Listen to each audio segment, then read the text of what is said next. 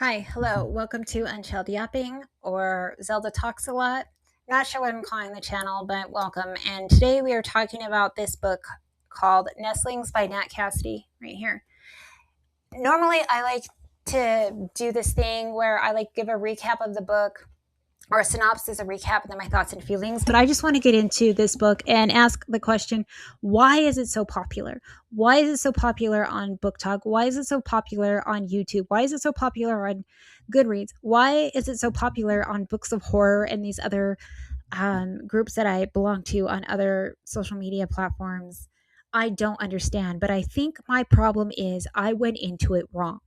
I went into it because someone told me it's like Rosemary's Baby. It even says it's like Rosemary's Baby meets Salem's Lot on the back of it. So I thought it would be either of those things. I really love Rosemary's Baby. It is a classic among classics, whether it's a horror book or just like literary fiction or just a well-written book. Rosemary's Baby is fantastic. And then Salem's Lot is long and wordy, but it's a really good story about urban vampirism, right?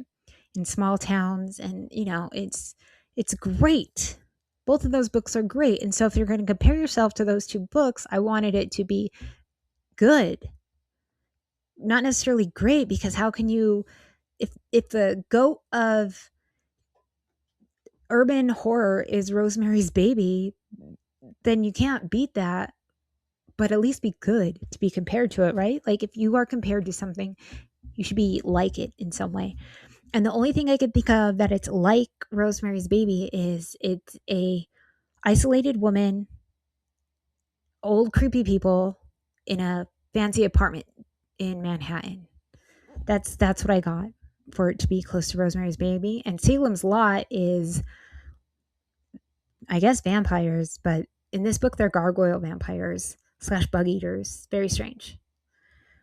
But I don't know who wrote that blurb or why my friend told me it reminded them of Rosemary's Baby. And even if they just saw the movie Rosemary Baby, that is almost shot for shot the book. It's not an interpretation. It's like a perfect, almost shot for shot. That's the best way to put it. So, anyways, let's talk about this book really fast. I'm going to go through a couple of the plot lines and then the terrible ending.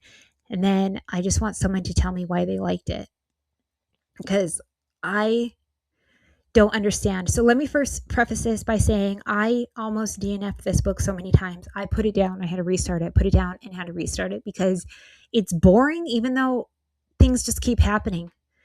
But it's boring. It's so boring. And the formatting is weird. Like it will have a chapter, but then it's broken up into little spaces. I don't get it. I don't get the formatting. Maybe it's some sort of poetic thing. I don't know. Again, I'd like to say this. I've said it in another video. I do not have an English degree. I do not have a literature degree. I have other nonsense degrees, but those aren't them. So if someone also can explain the weird formatting to me, that would be lovely. Let's talk about this book really fast. We're introduced to the two main characters, or I guess three, because Charlie the baby is a main character, even though she can't talk. She is a main character of this husband and wife, and their names are Anna and Reed, and they live in Brooklyn, New York, and they win this housing lottery to move into this fancy building called the Deptford. Yeah, I think it's the Deptford. The Deptford in Manhattan by Central Park. And the husband really wants to move there because it would cut down on his commute time, and the wife works from home. She is a narrator for audiobooks, and right now she is narrating a vampire book, which is not important, but it gets randomly thrown in throughout the book, so we'll just say it's important. So, but the fact that she is a narrator is important because that means she works from home, so she can work anywhere. So they go to tour this apartment, and you find out that it is a top floor apartment that they would be moving into, but not like the penthouse. There's other apartments on that floor. And that's when you find out that the wife, Anna, is a wheelchair user. And this building is old and not ADA compliant. And the fact that she's a wheelchair user, you find out she is a new wheelchair user, that there was a problem during her delivery with her epidural where she became paralyzed. And so she's dealing with postpartum of just having a baby, being a first time parent, and now dealing with a new way of life being a wheelchair user, a disability that she's not used to. It wasn't like slow going. She wasn't born that way. It is new to her, and the pain is still there, and the fear is still there. And then now she has to move into a new apartment that's not ADA compliant. So she's super scared, anyways, of her whole new life and her new situation and the way that she has to go through the world. But her husband, because we're supposed to hate him, talks her into it, and she says, yeah, sure. And so they move into this apartment. And when they're moving in, the only thing that gets broken by the movers is her recording booth that she uses to record her audiobooks. And throughout the book, she keeps asking her husband to go to Home Depot and get this part for her audio recorder studio so she can make money and finish recording this vampire romance book, and a couple of auditions that she has to send in the tapes for, and I think a commercial or something, so she can get paid because she is a freelancer. And so no work, no pay. And so she's like, I really need you to go get this part for my broken studio. And he keeps forgetting. And this is just a plot device to get us to hate him, because she could easily just order the part herself from like Amazon, or just DoorDash it to herself, or Instacart it from Home Depot herself, but she doesn't. So this sound booth issue is just another reason, or one of the reasons we are supposed to hate her husband and dislike him. And so let's get into another reason that we're supposed to dislike her husband. So they're supposed to be preparing for Charlie's first birthday, even though they just moved in. And he is not helping with preparing the apartment or unpacking, even though she is in a wheelchair and she has a tiny little human running around, and she's expected to do all of this stuff. So her physical therapist, Georgia, comes over and helps her a lot. And I really love her physical therapist. She's like the only likable character on this whole stupid book. I shouldn't say stupid book because other people really liked it, and so that was kind of harsh, but she's the only likable character, in my opinion. And another reason we were supposed to hate her husband is he quits his job. And it's actually really funny, and it's a super funny part in the book, how he gets all sassy with his boss, and his boss is a lawyer because he works for a law firm. He's like an admin at a law firm, and his boss gets all sassy with back to him and like puts all these expectations on him that there's no way that he can meet, and so he has to quit his job. But he doesn't tell his wife that he quit his job.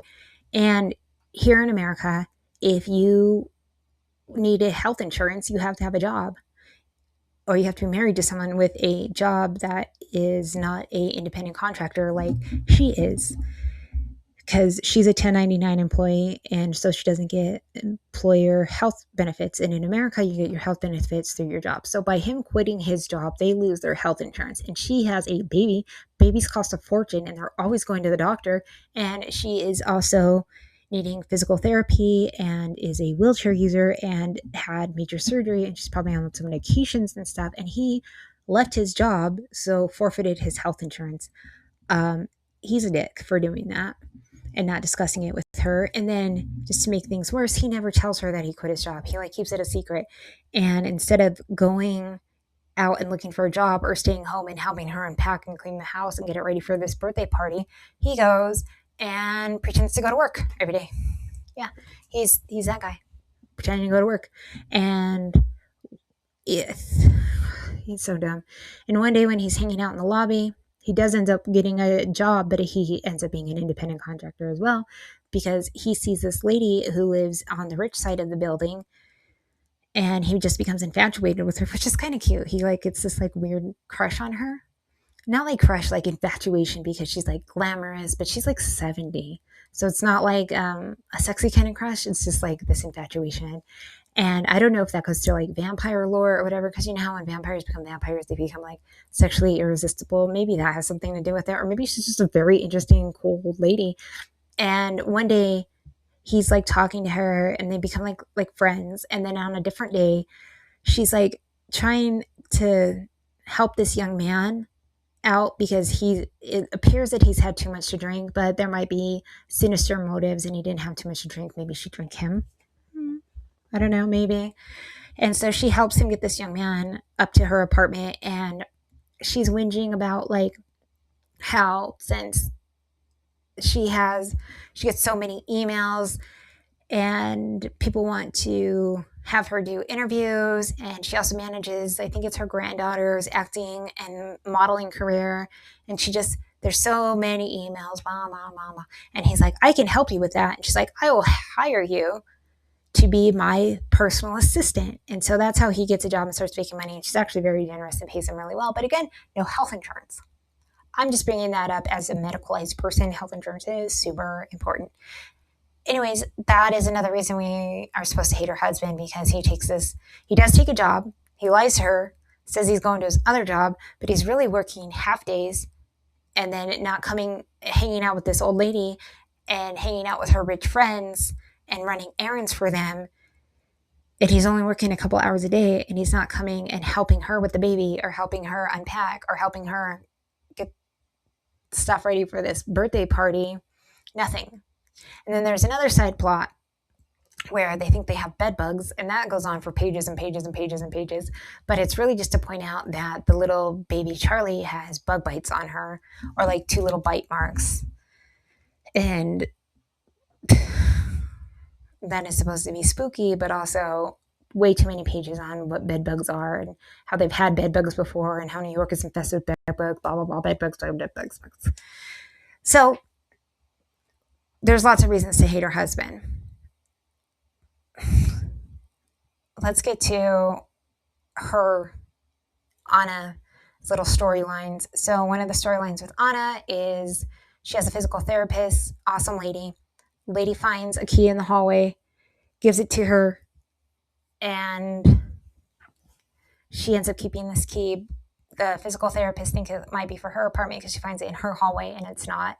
But she keeps the key anyway. Her sound booth is not working, but she needs to record a chapter or 2 and also send in these audition tapes. So she sets up her sound booth in the hall closet, like the coat closet.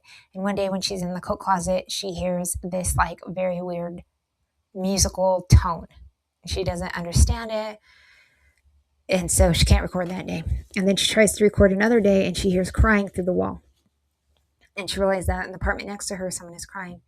And so she hops from her desk chair that's in the closet into her wheelchair, and she goes out into the hallway and knocks on her neighbor's door. She doesn't know any of her neighbors that live on her floor. She doesn't know anyone that lives in the building because she is very isolated to her apartment. And so she goes and she knocks on that door, and this lady who is heard crying through the door, she hears her crying, wailing. And so she uses the key that she had and opens this lady's door, and her apartment is pitch black. So that's why there needed to be that key that Georgia finds. Whatever. And the lady, so she ends up meeting the lady next door, and the lady next door is just gaunt, and they describe her as being very, very sickly looking, very, very dirty. Like her hair has not been washed for weeks and weeks and weeks. And one of her tetas is hanging out. Like she just either was feeding her baby or something. But it's either to show that she's like crazy, or I just think she's going through some postpartum, but like really, really hardcore postpartum. I don't know. But she's telling her that she wants to kill herself, all of this stuff. It's very dramatic and very traumatic, and it's very, very sad. And she like tells the lady next door, tells Anna that they only get to live in the building because they want the babies, they want the children. And Anna just thinks that this woman is just going through it, and the woman threatens to kill herself and jump over the stairs, and Anna pulls her back from it. And I'm not sure what all happens, but there's that side plot with the lady next door being slightly crazy and hinting at the fact that they only won the lottery is because they have children and the building needs the babies.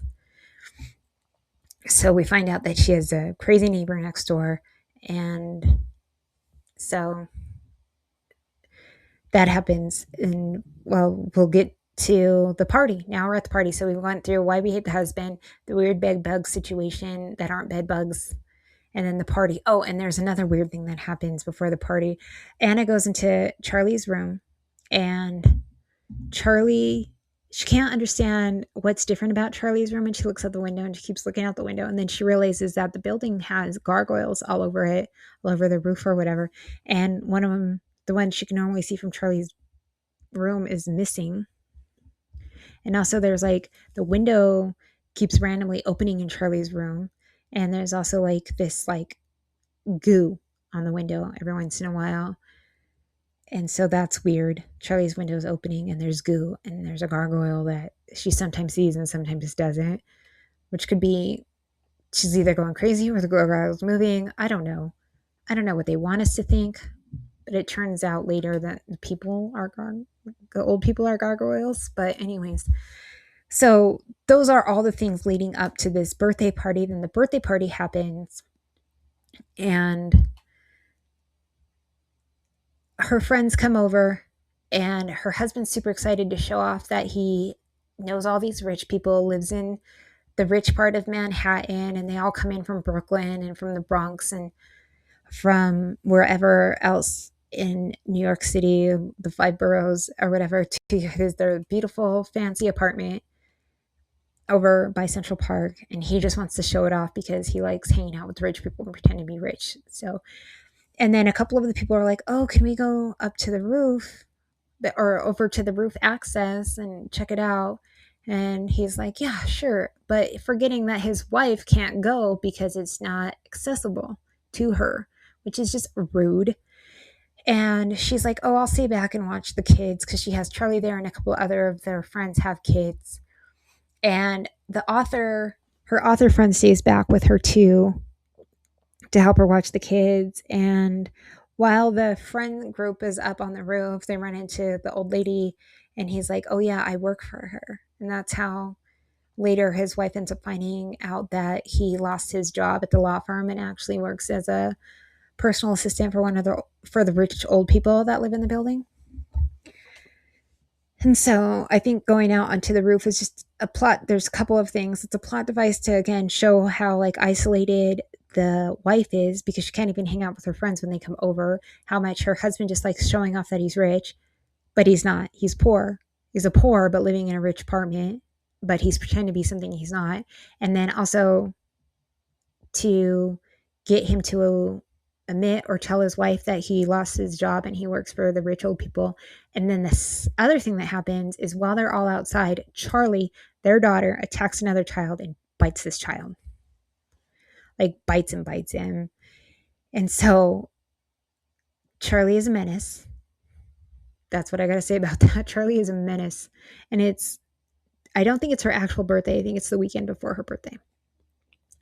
And they go to like hospital to make sure Charlie's doing okay. They've taken Charlie to the hospital a few times because she's just like lethargic and acting weird, and the doctor keeps saying everything's fine, everything's fine. And she like attacks this other kid. And so I think that's just to show that there's something very wrong with Charlie, but it's never explored further of why she would do that, or if the parents like were afraid of the little kid. I'm not sure what all happened with that. It's just another thing that happens to get to the ending. So there's all this slog, this like just boring that happens, but it's a lot that happens, but nothing happens. And then all of a sudden you're the last like 15 pages of the book and it just goes rapid fire. So let's go through this rapid fire. It's Charlie's actual birthday. And the old lady takes the baby and was like, I don't want the baby for her birthday. I got her something for her birthday, and sings her a song, whatever. And tells the dad that Charlie's been chosen and that they are immortals, but they don't stay young, that they get old and then they turn into those like gargoyle statues. And even the like architect who built the building is one of the gargoyle statues, and that they're going to keep the baby. And he can stay if he wants and raise the baby, but they are going to keep the baby. And he's like, makes a deal with them about like, okay, we'll stay, but you have to heal my wife. And he doesn't even talk to his wife first about this, right? And he is just at first not for it, but then he's for it because then he realizes, oh, he gets to live with the rich people and live the rich life if he like gives them his baby. And he like just is down for it or whatever. I don't think there's much argument with him. And then all kinds of stuff happens with his wife.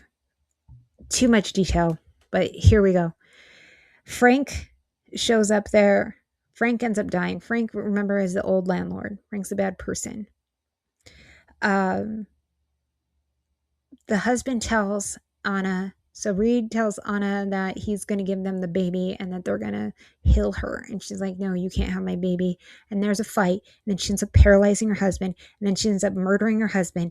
And then she ends up talking to the old lady and the queen skin blob bug eating thing that lives in the basement. And they negotiate. She fights with them and they're like, we're going to keep the baby anyway. And she's like, fine, keep the baby. She says, fine, keep the baby. No mom would ever do that. I couldn't see that happening. But again, she is going through postpartum. She is trying to live a new life. There's vampire gargoyle old people. She's scared. She just killed her husband. First, she paralyzes her husband. Then she kills her husband. All within like 10 pages. Okay. And she gets out of the building. She says, fine, you can keep the baby. Gets out of the building. Then destroys the building. What? Oh, and they also tell her that Charlie's so special because she's never taken so fast to the bug eating, and because she even eats bugs on her own, and that she could be the new queen. Queen of what? Do vampires have queens? Do gargoyles have queens? Do these blobs of bugs have queens? I don't know, but Charlie's going to be the new queen. And she tells Anna this, and Anna's like, okay, keep the baby.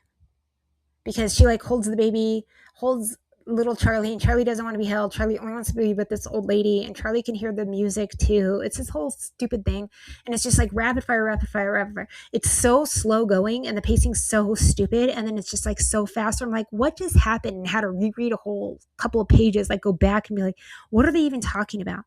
And then she gets out and she destroys the building. She left her baby there. She killed her husband. She left her baby there to become the queen of this building. And she leaves the building and then has the, like, somehow destroys the building and then goes on and lives a normal life. Why would, if you're going to destroy the building, why not take your baby? And if you were going to leave the baby, why not leave your husband alone so he can take care of the baby? It doesn't make any sense, but I think she must have been going through postpartum psychosis. I don't think any of this was real, honestly. I think it was all postpartum psychosis, especially towards the end where it just kept going rapid fire. But I don't know because I didn't write the book.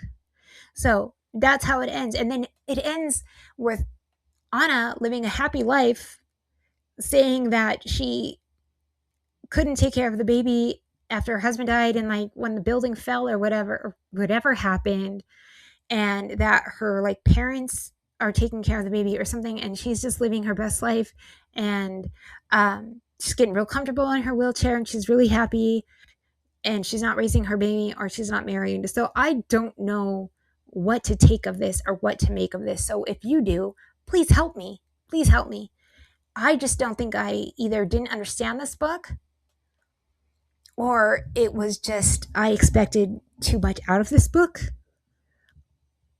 I don't know, but I will tell you in the author's note, Nat Cassidy, which I thought must have been a woman because Natalie, I think, and because there was, he writes about women really, really well. But he spent a lot of time learning about postpartum and learning about wheelchair use and learning about like complications in delivery and all of this stuff. So I think this might just be a book about postpartum psychosis, honestly. And if so, it's awesome. But if it's a horror book, it's terrible. So I need an opinion on if this book is a book about postpartum psychosis, then it's a great book. If it's a horror book that's trying to bite Rosemary's Baby, like just bite that style, then it's a terrible book. I don't know if it's a good book or a bad book because I don't know what Nat Cassidy wanted me to get from it. And I can't call him. We're not friends. I don't know him. So if you know anything about this book, please inform me. All right, thanks. Bye.